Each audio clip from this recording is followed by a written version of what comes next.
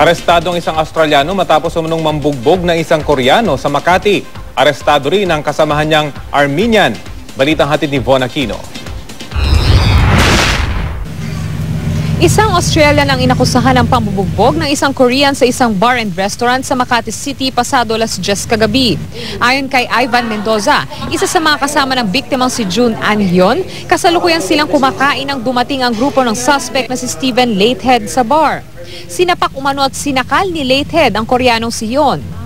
Biglang lumapit, tapos biglang sinapak, hinawakan mo na yung leeg, tapos biglang sinapak. So pati kami nagulat, sabi na, oh, stop, parang ganyan-ganyan. Tapos din nung tumawag na yung manager na tumawag ng polis.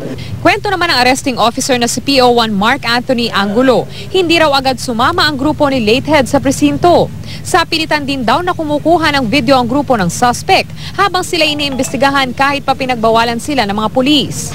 Bale, 3 kami nung una, tapos dumating yung patroller namin na 2. Bale, 5 kami. Dumating nga sa point na binibidyohan na kami. Para saan?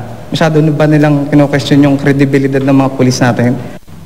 Nagtamo naman ng neck injury ang biktimang si Hyun habang inaresto din dahil umano sa panggugulo ang kasama ni Latehead na isang Armenian na kinilalang si Manuel Bagratyan.